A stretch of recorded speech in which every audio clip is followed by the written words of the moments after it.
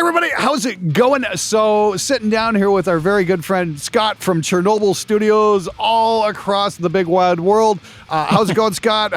We haven't talked to you in, I don't know, about 6-7 months, something like that. And Scott, as you guys know, is the creator of that amazing course, Guitar Tone Mastery. How's it going, Scott? Dude, it's going well. It has been a minute since we've been together, so It's good to get on here again and talk with you a bit. It's going well. It's hot. It's raining. And whatever. It's February. What the fuck? Yeah, we had a lot of snow. It was great. It was super cold. I'm a big fan. And then it got hot and rainy, and I'm not a fan. Okay, so originally we planned to shoot this video. It's like, because the last time we did this, we did something called stupid AmpSim texts, and it was all these people bitching about using AmpSims and whatnot. And we thought, hey, it'd be really cool to do something like, like 8 months later, let's look at all the stupid comments. Only problem is... no comments. Yeah, they're all positive comments. Like, what's up with that? What do we do, Glenn? I think I'm confused. So, if you guys aren't aware, Guitar Tone Mastery is Scott's course that delves into the whole world of amp sims and how to tweak your tones and how to... It's a whole system, not just for, how to dial things in, but it teaches you not just the how, but the why you should be doing things a certain way. And Scott's got a great method for doing this, and I think it works absolutely amazing. I learned an awful... Now, I've been recording guitar for years and years and years, but still, I learned a lot from this course because he's got such a great methodology of doing things. Thanks. That's a really good summation. I cannot add to it. And actually, the cool thing that I would say is that I think we're going to load up a couple of these comments that I've been getting, and I get these often. I've just picked a couple, so no one should feel left out here. But I think what's really cool here is you mentioned you've been doing this for a long time. So we have comments from dudes who've been doing it for 20 plus years and a guy who's been doing it for a single year. So I think it really speaks to basically the method that I was able to come up with. All right, fantastic. I'm going to pull that up right now, and here we go. Just finished the GTM course videos, and they were great. I found myself looking for the like button frequently. The listening methods were invaluable. For example, not letting your ears get adjusted to a sound before trying another A/B test is something I've struggled with, and I can really see the benefit in that method. The process flow was a big eye-opener for me, as I had not previously started with the cab, for example. Also, the idea of developing a consistent method, while obvious in retrospect, is definitely not something I've been doing prior to this course. Lots more good advice. Thanks, Scott. Sean, you're welcome, man. I'm glad that it was valuable for you, and now you know exactly what you're looking for, and that's basically going to be the theme of a lot of these comments, Glenn.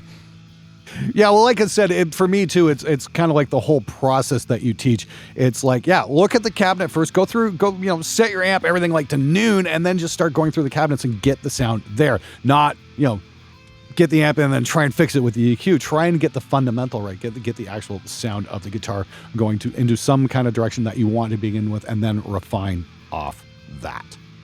Today marks the first time I opened my Reaper session and still like the tone I dialed in from last night. The course already paid for itself, haha. I'm also finding myself using the same principles for this course for dialing in drum plugins and bass plugin. Yeah, I mean, I don't know about you, Glenn, but I remember the first time that happened for me, where you spend all these hours tweaking, then you wake up the next day and you go, shit, that's actually pretty good. Well, for me, it was, probably the first 10 years of my career, spend all these hours tweaking, getting it mixed to where I really liked it, and then wake up the next morning going, this is terrible. What is this? Why doesn't this sound like, the big major label records? Yep. Oh, dude, we've all been there. I mean, and I remember from some of the comments that we did last time where people were like, hey, just do this for free on the internet, nah. Well, I mean, this dude, for the first time in his life, likes what he's creating. That's worth something, and you could go ahead and do that for 10 years like Glenn and I have done, but why? That's like silly when there's a resource here now where you just go do A, B, C, D, there you go. And then you can be like this guy. Just spent a lot of time yesterday revisiting old mixes with resonance hunting. The videos in this course are covering really help. In the past, I would find it hard to differentiate an actual problematic resonance from the natural tone exaggerated from the EQ, and as a result, most of my cuts would seem to suck the life out of the tone, and I'd end up giving up and not doing any. Following the course method, listening for the atonal wind tunnel sound, making really narrow cuts, and doing a proper volume matched A/B, it astounds me how much white noise crap I had in my guitar tone that I've now managed to dial out. Brings in a lot more clarity to my mixes. Also, I get that you boost highs with analog model EQs after the reso hunt. You're adding back the tone you just notched in a balanced way. Yeah, exactly. Yike. I mean, we see this all the time on YouTube, right? Like the guy's like, here's my plugin chain, here's what I'm doing, yada, yada, yada. No, but why? Right. Why are you doing that? right? And this is in the course even before I was making the course, when I was just trying to figure it out for myself, the question was always, why? Why are you doing this? Why? I understand the words like I'm listening for this, that, and the other, and then they do like 3 or 4 EQ moves, they're on to the next plugin, and you're like, what? Yeah. Okay. Oh, dude, I totally get it. It's like, yeah, what the hell is going on here? Okay, it's great you showed me, but you don't explain, why the fuck are you doing this? It's like, your course is the first thing I've ever come across where you're like, okay, here's why. This is why we're doing this. This is why this sounds like shit. This is how to make it sound better, and here's why we are doing this. And for that, I thank you.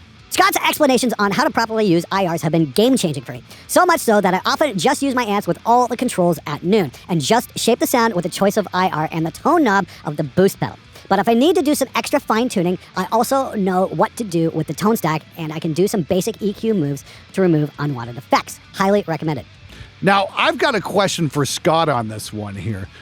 He's talking about changing the tone with the tone knob on the overdrive before the amp, and I can never really hear too much with that tone knob. What am I supposed to be listening for there?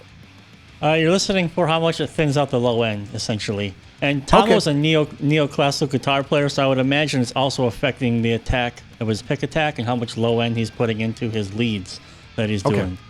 So there's a little bit of a high presence bump too. Like, if you just crank it all the way, like the classic 808, just everything cranked, you're thinning out the low end, yada, yada, yada. But you're also increasing a little bit of presence and high end. Well, it's supposed to be clarity when you're doing low tune stuff. But in his case, he's playing in standard tuning.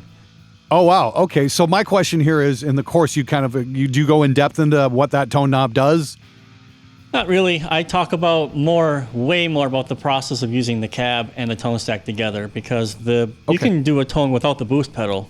Hey, Scott, why don't you show us what you're talking about when it comes to, say, leaving everything at noon on the amp and just having a cabinet, the proper cabinet dialed in. Let's hear that. Yeah, no problem. Just a sec. Okay, here we are. Just recorded this really quick. Let me prove to you that nothing is happening. Here's the chain. We have TS99. Everything straight down the middle at noon with Ignite Amps Emissary. And I'm actually using the completely free impulses that come with NAD IR to create this guitar tone. So let's just go ahead and have a listen to what I've done.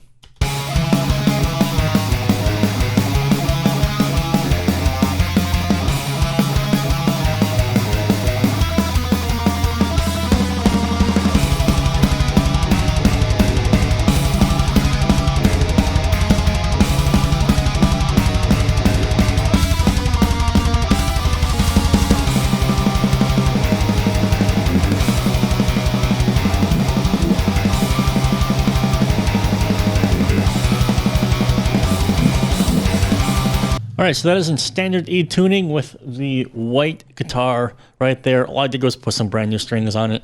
So as I was showing you guys here, just wanted to prove that nothing's going on in the master chain or anything like that. This is really straight down the middle. Now, again, all I did was I found the sound that I already wanted from the beginning. I found 2 microphone positions and balanced them out to where it sounded good to me. And just for the case of argument, I'm going to show you guys a really simple EQ that I would have done to shape the guitar tone even a little bit more. It's very subtle. You'll barely hear the difference. So I'll turn it off and then turn it on.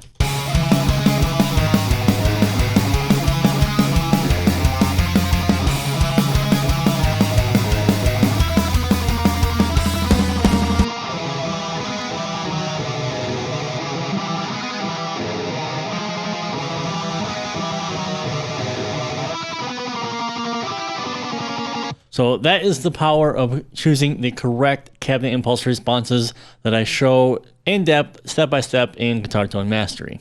I was in the same boat as Slays. Played guitar for 20 years but never recorded a note before the pandemic and decided to get it to keep busy. I was really frustrated by trying to get a usable tone despite watching a ton of YouTube tutorials. The course turned everything around for me, and since it focused on the why behind the decisions should be made instead of just presets. Now I'm able to get the tones I need regardless of the guitar amp sim that I'm using.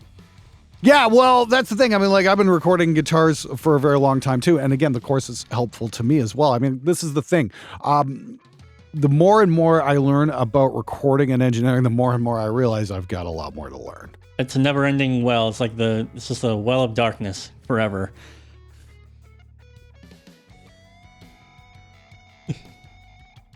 Yeah, I know nothing. But yeah, but like I said, I mean, like, it doesn't matter if you're, a year into this or a couple years into it or a couple of decades into this. This course still has something to offer you. You can still learn something from this. He said a key word there too about instead of using presets. Now, Yes. I've been kind of on the hot seat saying that presets are useless insofar as if you're just using presets and don't know how to tweak them, then they're useless. Sure. But if absolutely. you have a preset and you have the knowledge that Luke has now, sure, you can shave some time off. But I mean, he's not going to use presets anymore because now he's going to find his own sound. Which is fantastic. We need more people doing that.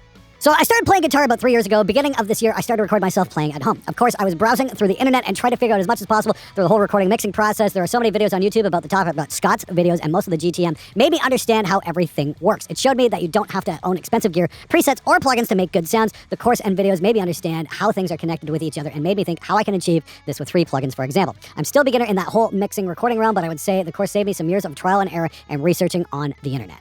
Yeah, so I wish this course existed 10 years ago when I started doing this. I mean, granted, the amp simulator technology wasn't super hot back then, but still anyway, you saved yourself a lot of pain and torture and tears and especially money. Lots of money. Yeah. I mean, like, that was the whole point of the Andy Sneap forum back in like 2005, 2006. It's like, how do these guys get this awesome tone? So, I was on there day in, day out, just trying to, glean any kind of information I could have. And, it took years. This kind of speeds the process up. Yeah, exactly. I mean, it doesn't, like the last guy, he's been doing it for 20 years. This guy's like new. I mean, you sort of have a leg up if you're starting new and then getting guitar tone mastery because then you won't develop bad habits or waste your time and money or whatever. And the other thing is, you notice that these comments are all coming from, the Discord. You can tell by the color. So this is all in the official curated private Guitar Tone Master Discord. There's over 100, so on. There's hundreds of people between the Facebook and Discord. But yeah, no trolls, no nonsense. We're all sharing guitar tones all the time, help each other out. So that's another big perk of being in Guitar Tone Mastery. All right, everybody, that's our very good friend Scott Elliott from Chernobyl Studios and his course, Guitar Tone Mastery. Of course, we've got Guitar Tone Mastery going on sale on Pro Mix Academy right now. There's a flash sale for this weekend only. It's going for $69.69, and all you got to do is use the discount code METAL42069. The sale ends Sunday night, so grab it now, grab it while you can, and get it while it's on sale. Thanks, Scott, so much for being on the show. It's always a pleasure, and I can't wait to see what you come up with next. You were mentioning something about you're going to be doing some updates to Guitar Tone Mastery as well?